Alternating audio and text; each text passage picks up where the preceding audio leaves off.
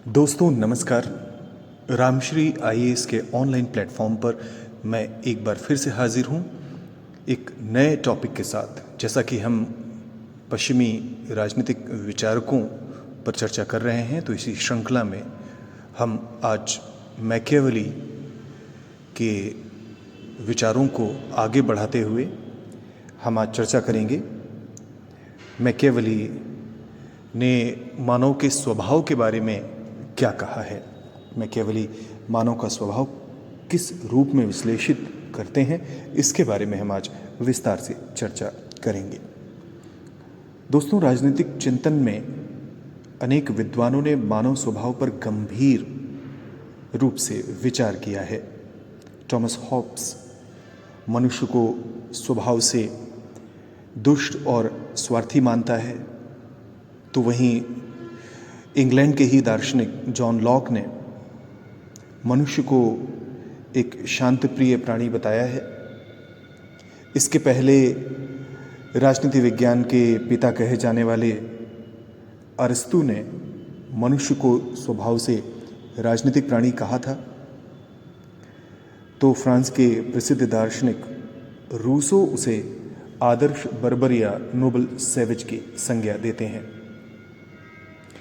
एक जाने माने यथार्थवादी विचारक हैं हैंस जे मॉर्गेनथाउ।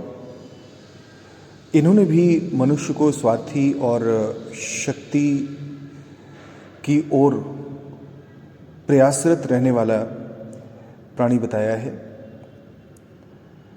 तो अगर जहाँ तक मैकियावेली की बात है मानव स्वभाव के बारे में, तो वो भी मनुष्य के स्वभाव का वर्णन इसी रूप में करता है, अर्थात नकारात्मक रूप में करता है। उसके समस्त चिंतन का आधार मनुष्य का स्वभाव ही है। यह उसके राजनीतिक चिंतन का एक तरह से मूल है, जड़ है, जिसका प्रभाव उसके राजनीतिक विचारों की जो शाखाएं निकलती हैं, प्रशाखाएं निकलती हैं, उस पर साफ तौर पर देखा जा सकता है। उसने अपने समय में इटली में जो कुछ देखा, उसके आधार पर मानव स्वभाव का विश्लेषण किया है। थॉमस हॉब्स और मॉर्गेनथाउ जैसी धारणा मैकियावेली भी रखते हैं। वो मनुष्य को घोर स्वार्थी और आसुरी प्रवृत्तियों वाला जीव मानता है। वो कहता है कि मनुष्य का स्वार्थी होना उसकी सभी गतिविधियों में नजर आता है, वो चाहे सामाजिक हों, आर्थिक हों या फिर राजनीतिक ही क्यों ना हो।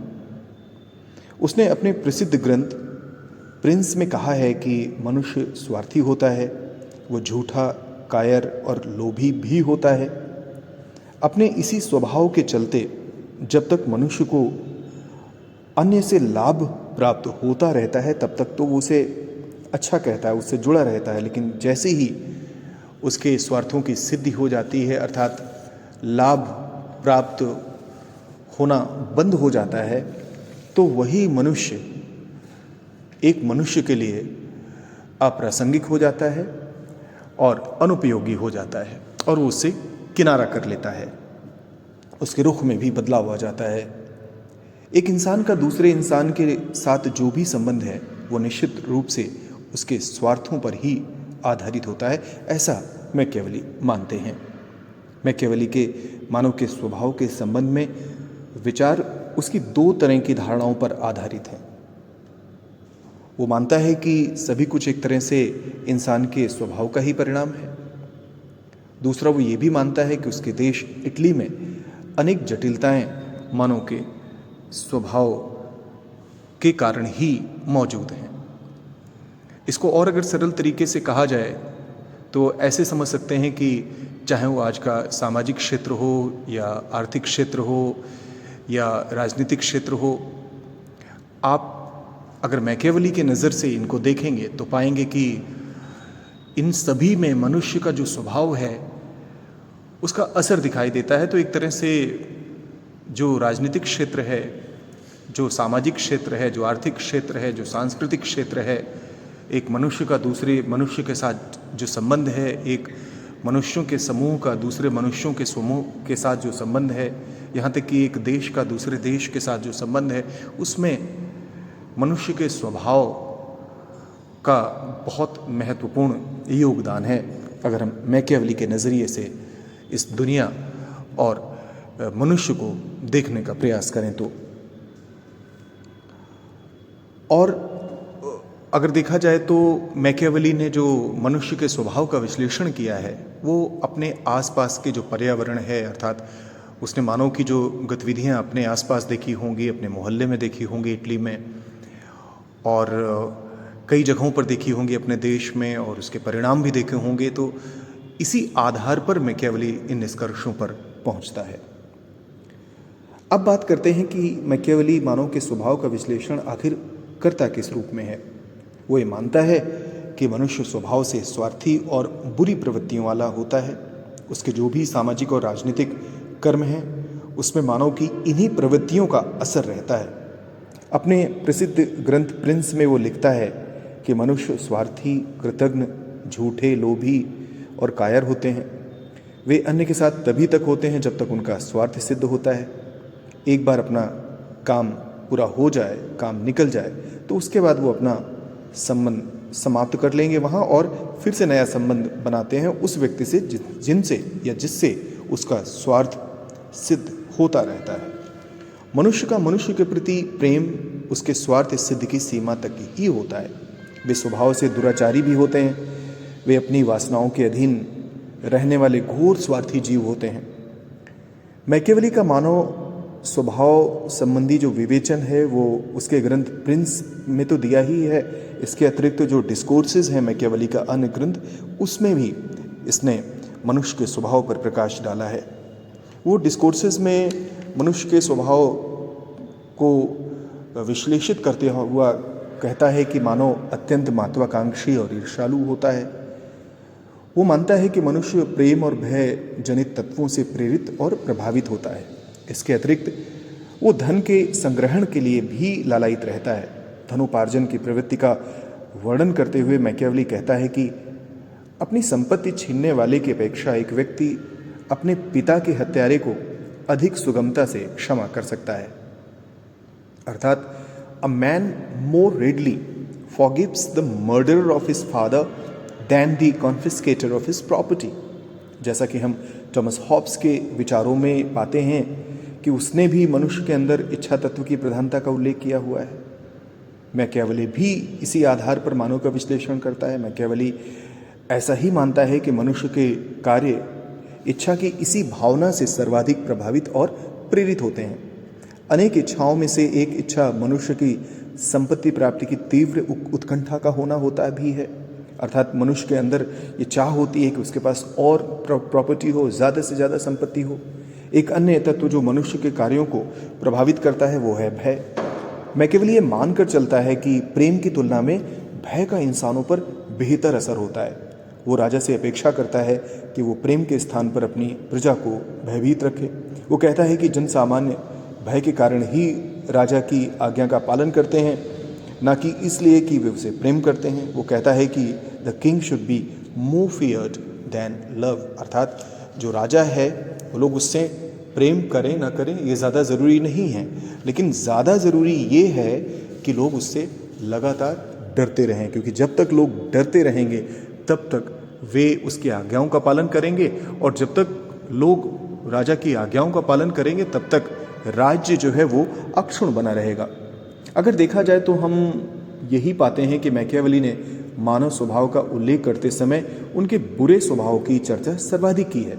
हालांकि प्रिंस और डिस्कोर्सेस में वो कभी कभी प्रसंगवश मनुष्य के कुछ अच्छे गुणों का भी उल्लेख करता है। उसने जर्मनी जैसे देशों के नागरिकों की अच्छी भावनाओं का उल्लेख किया हुआ है।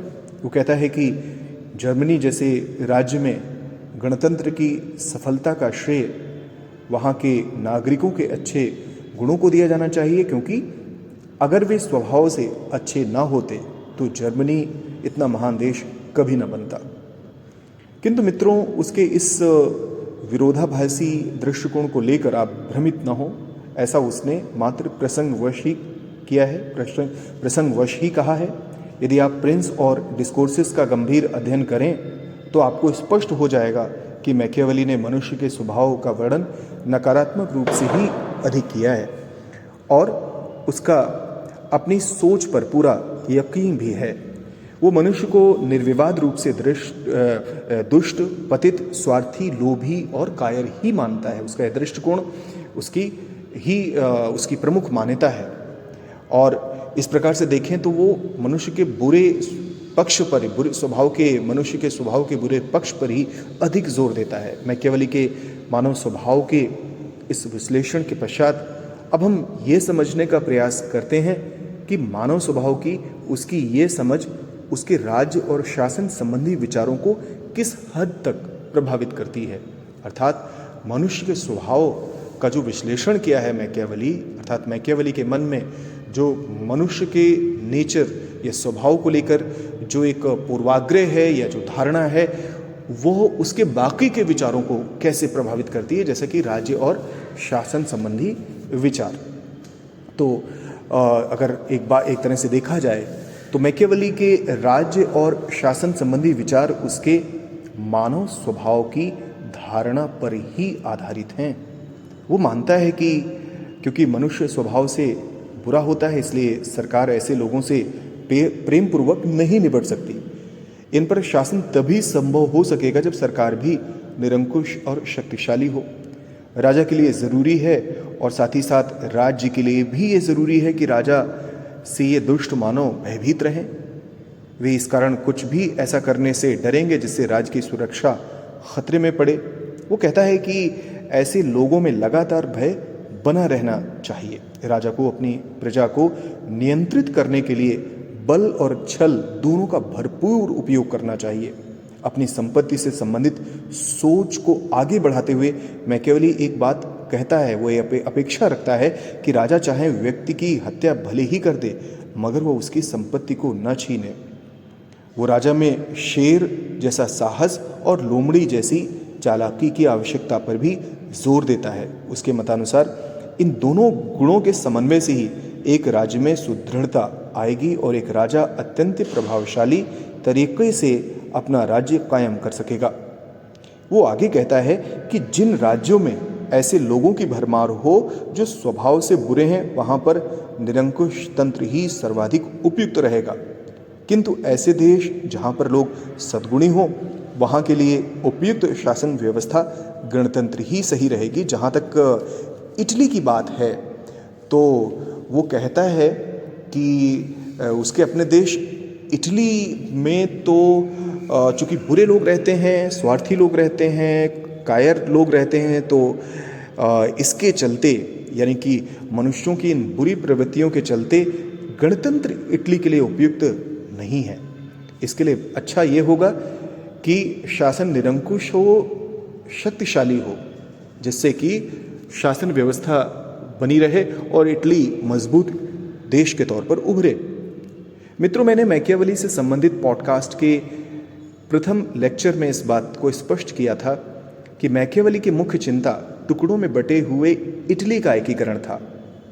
इसके अलावा वो अपने देश के लोगों की स्वार्थ और कायरता जैसी भावनाओं से बेहद व्यथित था। यही कारण है कि राज्य और शासन संबंधी उसके विचारों में इटली के अनुभव और अपेक्षाओं को हम साफ तौर पर देख सकते हैं। उसका जो चिंतन है उस पर इटली की जो ज़रूरतें हैं उनका असर ज़्यादा है, ना कि उसने सार्वभौमिक रूप से किसी सिद्धांत को प्रतिपादित करने का प्रयास किया है।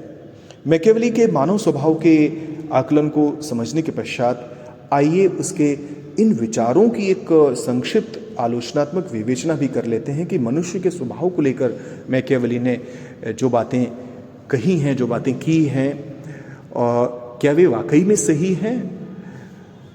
दोस्तों, कबीरदास जी कहते हैं कि बुरा जो देखन मैं चला, बुरा न मिलिया कोई, जो दिल खोजा आपना मुझसे बुरा न कोई। अर्थात वो कहते हैं कि मैंने संसार में बुरा मनुष्य खोजने का बहुत प्रयास किया, किंतु मुझे बुरा व्यक्ति मिला नहीं। लेकिन जैसे ही मैंने खुद में झांक कर देखा तो मुझे लगा कि मुझसे बुरा तो शायद इस दुनिया में कोई अन्य व्यक्ति हो ही नहीं सकता। दोस्तों, आपको गुरु नानक देव जी महाराज से संबंधित वो वृत्तांत याद होगा जब उन्होंने 2 गाँवों में कुछ समय बिताया था और उन 2 गाँवों में अलग अलग स्वभाव के लोग मिलते हैं। दोस्तों, ये दुनिया विरोधाभासों से भरी पड़ी है। यहाँ अच्छाई है तो निश्चित रूप से बुराई भी है, पर खाली बुराई या खाली अच्छाई पर केंद्रित हो जाना उपयुक्त नहीं है और न इसे न्यायसंगत कहा जाएगा। मैकियावेली की मानव स्वभाव संबंधी जो धारणा है उसके पूर्वाग्रहों पर आधारित अधिक है, ना कि मनुष्य के स्वभाव के वैज्ञानिक विश्लेषण पर। वैज्ञानिक विश्लेषण ये अपेक्षा करता है कि बिना किसी पूर्वाग्रह से मुक्त होकर विषय का अध्ययन किया जाए, तभी विषय के साथ न्याय हो सकेगा। यह धारणा एकांगी हो जाती है मैकियावेली की इसी कारण से कि वो पूर्वाग्रहों से भरा पड़ा है और उसका असर उसके विचारों पर दिखाई देता है। वो मानव की दुर्बलताओं और उसके नकारात्मक गुणों पर इतना अधिक जोर देता है कि वो उसके स्वभाव के सकारात्मक पक्ष की पूर्ण अवहेलना कर देता है। एक और भी बात है कि मैकियावेली ने अपना विश्लेषण संकीर्ण आधारों पर किया हुआ है। उसने अपने आसपास के पर्यावरण और अनुभव के आधार पर निष्कर्ष निकाले हैं। दुनिया महज इटली तो नहीं हो सकती। जो इटली में होता रहा है या हो रहा है, ज़रूरी नहीं कि वो सारी दुनिया में भी हो। इस प्रकार से देखा जाए तो मैकियावेली के मानव स्वभाव संबंधी धारणा अवैज्ञानिक है और साथ ही साथ ये संकीर्ण भी है। इसी वजह से उसके राज्य और शासन संबंधी विचार भी संकीर्ण और संकटपूर्ण हमें प्रतीत होते हैं। किंतु एक बात तो हमें माननी ही पड़ेगी कि पुनर्जागरण के पश्चात, औद्योगिक क्रांति के पश्चात यूरोप में जो एक विचारों की नई लहर आई थी और ख़ासतौर पे राजनीतिक विकास अपने रास्ते में आगे बढ़ता हुआ जिस राष्ट्र राज्य की तरफ बढ़ चला था, उसके नज़रिए से अगर देखा जाए तो बाकी देशों में मैकियावेली ने महसूस किया था कि वहाँ के जो लोग हैं, जैसे स्विट्ज़रलैंड के लोग या जर्मनी के लोग, उन लोगों ने बहुत मेहनत की है अपने देश को महान बनाने के लिए। इसी वजह से वो महत्वपूर्ण सशक्त देश बने हुए हैं, जबकि वो इटली में इसकी उल्टी प्रवृत्तियों को पाता है कि लोग अपने हितों पर इतना अधिक केंद्रित थे कि उन्हें अपने देश के हित का ख्याल ही नहीं रहता था। और जो मैकियावेली की जो चिंता है वो निश्चित रूप से यही है कि कैसे इटली का एकीकरण किया जाए, कैसे इटली में भी वैसी ही शासन व्यवस्थाएं स्थापित की जाएं जैसा कि उस समय के स्पेन में थी, उस समय के फ्रांस में थी, उस समय के ब्रिटेन में थी।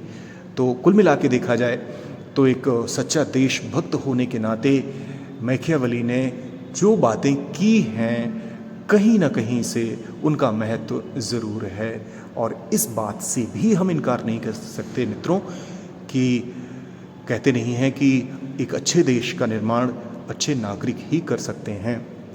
छोटी छोटी बातें हैं, अगर हम देखें अपने आसपास तो हमें साफ पता चलता है कि कुछ लोग ऐसे होते हैं जो सड़कों पे कूड़ा बिखेरते हैं, वो बहुत ही गैर जिम्मेदार होते हैं। कुछ लोग ऐसे होते हैं जो सफाई पसंद होते हैं और अपने दायित्व का निर्धारण भी करते हैं। 2024 के चुनाव हो रहे हैं। दुनिया के सबसे बड़े लोकतंत्र में 97 करोड़ लगभग के आसपास मतदाता अपने मताधिकार का उपयोग करेंगे। ये ऐतिहासिक है। सच पूछा जाए तो ये अलौकिक है, क्योंकि इतना बड़ा आयोजन अन्यत्र इतिहास में मिलना दुर्लभ है।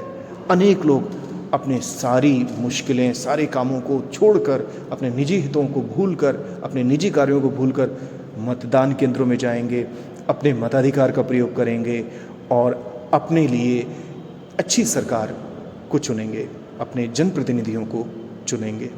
लेकिन बहुत से लोग ऐसे हैं जो मतदान नहीं करेंगे, और मतदान ना करना भी एक तरह से देखा जाए देश निर्माण में, अपने राष्ट्र के निर्माण में सहयोग न देने के बराबर है। तो ये कुल मिला के देखा जाए तो मिश्रित लोग होते हैं, अच्छे लोग भी होते हैं, ऐसे लोग होते हैं जो संकीर्ण भावनाओं से पोषित, पुष्पित और पल्लवित होते हैं। दुनिया जब से बनी है ऐसा रहा है, शायद जब तक दुनिया रहे तब तक ऐसा रहेगा। उम्मीद है मानव के स्वभाव पर मैकियावेली के विचारों का जो विश्लेषण मैंने किया है उसको आप समझ चुके होंगे। आपकी कोई भी प्रतिक्रिया है ज़रूर अवगत कराएं। हम आपके प्रति आभारी रहेंगे। बहुत बहुत धन्यवाद।